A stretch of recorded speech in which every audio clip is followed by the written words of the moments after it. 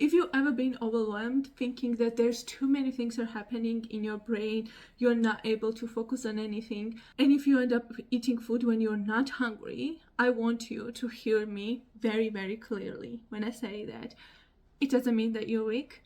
It doesn't mean that this urge is coming out of nowhere, even though I know it feels like that. I'm gonna show you how this overwhelm is happening, why you are always going for food during that time, and what you can do to fix it so it stops being one more battle you have to fight every single time. Most people think the problem is hunger. When I was recovering, I didn't know what was the difference between the emotional hunger I was experiencing when I was eating and the physical hunger I was experiencing. They were so mixed up with together, I didn't know which one was which. So every time I would feel any sensation, I was feeling that, oh, I'm hungry. Which is not true, but I was just too overwhelmed to make the difference. When you're overwhelmed, it's not that because you're hungry, but because your body needs food to make you feel better. Generally, we need food to fuel ourselves, right? To make sure we can function as human beings. But with the overwhelm, we need food because it makes us feel better very, very fast. The moment I start eating, I'm getting rid of my overwhelm. And that is how my brain remembered it. So my brain went, I'm overwhelmed. I went for the food. I'm feeling better now. Why figure out new ways if this way already works? So every time I will be overwhelmed, I'm gonna go for food. For most people, food does one of two things during the overwhelm. First, it is a distraction. I'm distracting myself from the current situation, thinking about what should I eat, then starting to prepare the food, then eating process itself. So I'm getting distracted from the thing that makes me overwhelmed. The second thing is that it helps me regulate. It lowers the intensity of what I'm feeling, because when I'm eating, what I'm doing, like I'm taking away myself from the situation, I'm going somewhere else. I'm sitting down, right?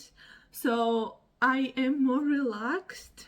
Pressure that I was feeling, this stress I was feeling, with the time it decreases, and what's happening is that I am regulating myself with the whole ritual, and food is part of that ritual.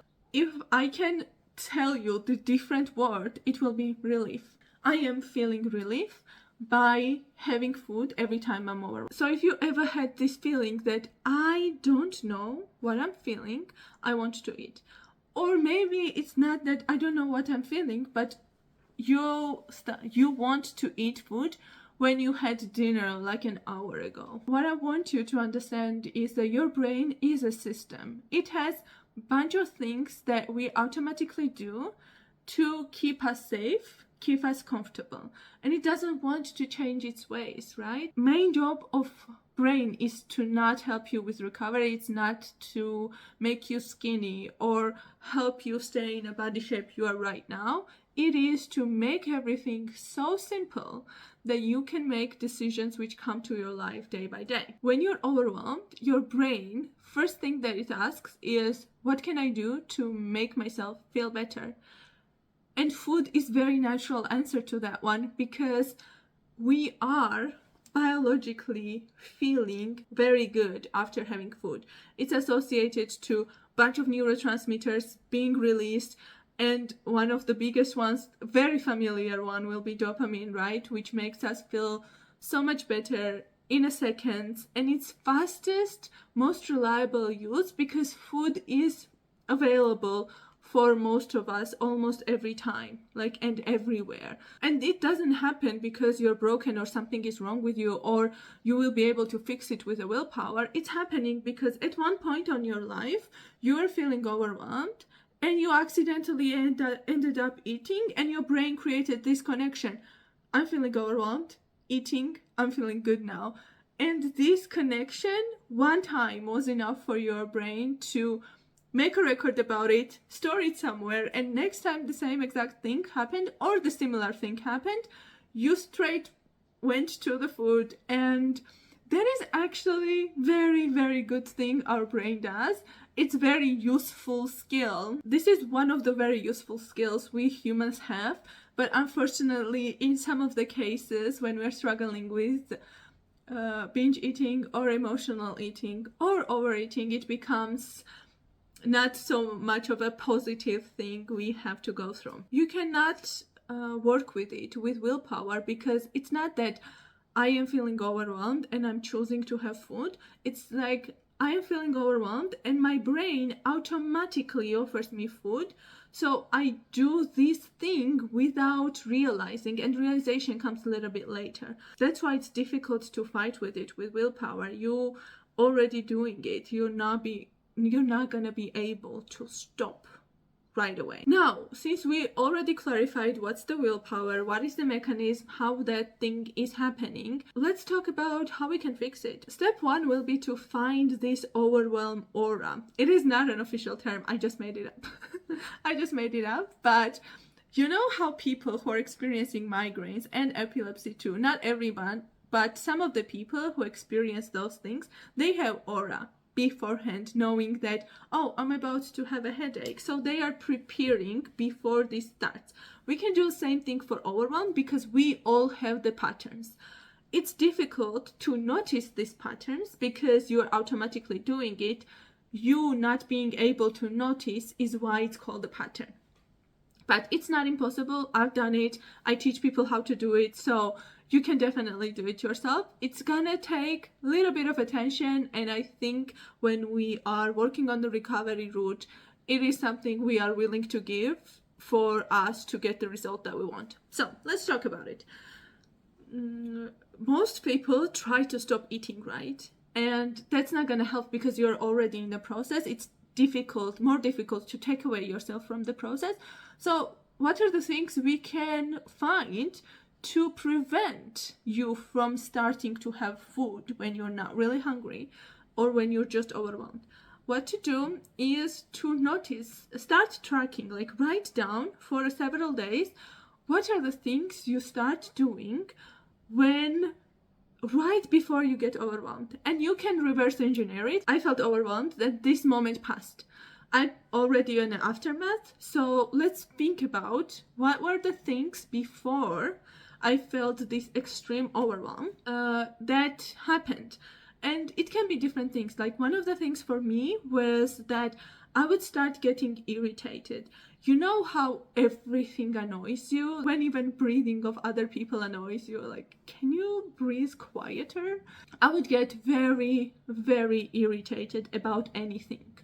And it didn't matter what it was, I was irritated. Second thing was that I would feel physically full of energy, because when I was overwhelmed, I was like a lot of pressure in the same time, and I couldn't stay still.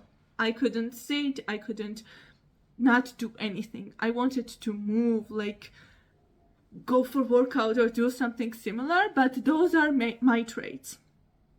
There are a bunch of other ones, but I think 2 is enough for the example.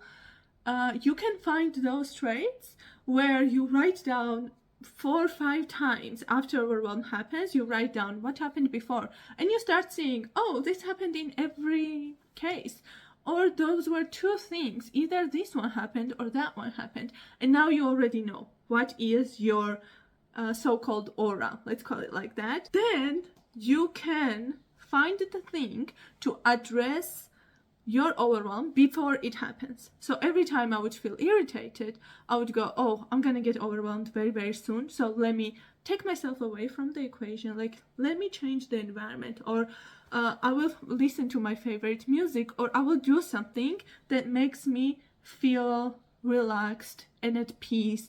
It can be also different things. I know I'm telling you, like, there are a bunch of things. It's very individual. I cannot give you one fits all structure, because it's simply not gonna work for everyone.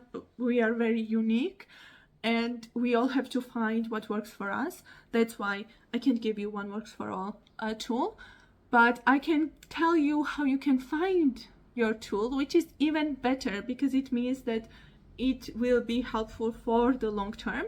I already said we can find the things like an aura thing, which happens right before you feel this extreme overwhelm. And then what are the things you can do to prevent it?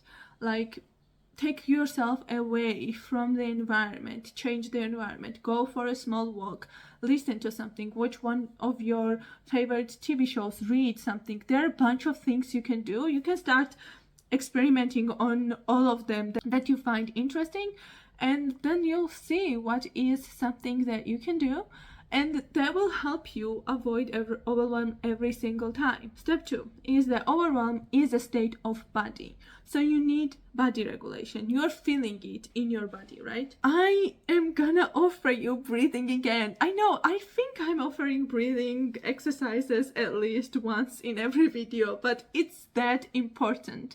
Like, we are breathing anyway, so why not use it on our behalf?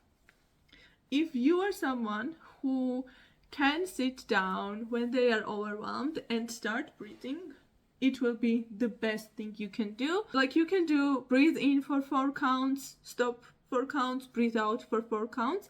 It does the same thing. It distracts you and it regulates you. So do you see how breathing has exactly the same effect as the food has? But with breathing, it comes a little bit later than with food. Like, food makes us feel good in a couple of seconds, and breathing takes a little more effort, let's call it like that, little more focus and consciousness to do that. You can start experimenting with breathing, what type of breathing you want to try out. If you can't do 4 counts, do 2 counts. The important thing is to just focus on breathing. So you're changing your focus to from overwhelm, or from aura of overwhelm to breathing, and let's see how it's gonna work. The third step is to replace the job food is doing. Don't replace food with nothing. If you don't do anything and try to go against food, you will lose, because there's a lot of things that are happening when you're going for food. It takes your time, it takes your decisions. You have to think about what food to eat, then you have to prepare it or order it. So it's very time consuming task when we go for food. And if I tell you replace it, just take it away, don't do anything else, you won't really be able to do that, because now you have all this free time and you're like, wow, what should I do with it? So you will get bored and you're gonna go for food anyway. So replace it with something that makes you feel good. You can take a new hobby, or you can try some old hobbies.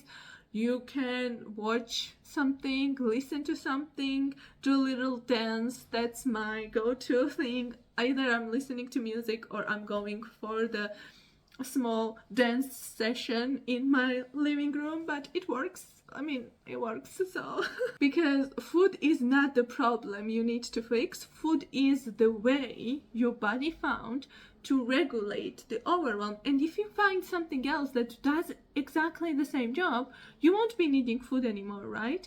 So we can replace that, but for that, again, it's an experiment. You have to test and fail, and you will find a bunch of things that makes you feel better, and a bunch of things that you can do without involving foods or drinks. Last step is that if nothing can replace the food, it's not the failure, it's just the new information. If you try to regulate yourself without food and you end up using food anyways because none of the options you tried work, there is a low probability that you were not yet able to find your own tools, but there is also probability that food is doing bigger job than you think of.